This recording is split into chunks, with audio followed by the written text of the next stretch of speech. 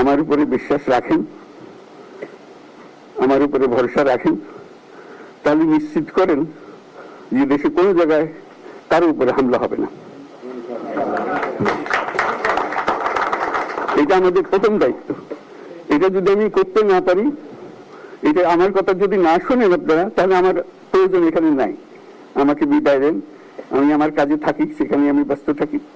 যদি আমাকে প্রয়োজন মনে করেন, তাহলে আমাকে প্রয়োজন মনে করলে আপনাদেরকে দেখাতে হবে যে আমার কথা আপনারা শুনেন। আমার কথা না শুনলে আমার কোনো প্রয়োজন নাই। আমার প্রথম কথা হলো, আপনারা বিশৃঙ্খলা থেকে দেশকে রক্ষা করেন, আপনারা সহিংসতা থেকে দেশকে রক্ষা করেন, যাতে আমরা যা যা আমাদের ছাত্ররা আমাদেরকে পথ দেখায় সেই পথে আমরা এগিয়ে যেতে পারি। এটা একটা খুব সুন্দর দেশ হতে পারে বাংলাদেশ, একটা খুব সুন্দর দেশের সম্ভাবনাময় দেশ। কাজে এই সম্ভাবনাগুলো আমরা নষ্ট করে দিয়েছি। এখন আবার সেই বীজতলা আবার তৈরি করতে হবে, আবার আমাদেরকে জেগে উঠতে হবে। তারাই এই বীজতলা তৈরি করবে, তাদের হাত দিয়েই হবে, এবং তাদের দিকে আমরা তাকাবো এবং আমরা তাদের নির্দেশ মতে আমরা অগ্রসর হব। এখানে সরকারি কর্মকর্তা কর্মচারী যারা আছেন, সেনাবাহিনী, বিমান বাহিনী, নৌবাহিনী প্রধানরা যারা আছেন, তাদের প্রতি অনুরোধ, আমরা একটা পরিবার, এইটার মধ্যে যেন আমাদের গোলযোগ না হয়, আমরা একযোগে একসাথে চলতে পারি এবং আমরা তড়িৎ গতিতে একটা সুন্দর বাংলাদেশ গড়ার পথে এগিয়ে যেতে পারি।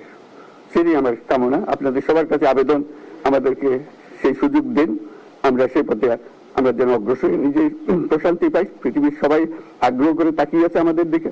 এখানে যখন ছাত্ররা রাস্তায় নেমেছে, পৃথিবীর সব জায়গা থেকে অভিনন্দন এসছে, যে তারা অবাক হয়ে গেছে।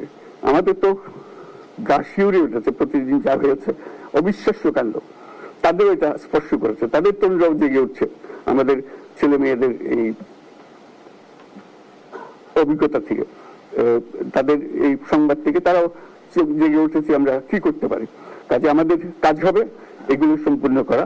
আমরা আজকে থেকে শুরু করলাম, সেটা আশা করি আমরা দ্রুত গতিতে এগিয়ে যেতে পারবো। সবাইকে ধন্যবাদ।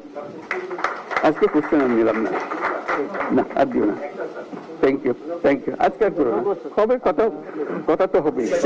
Thank you so much.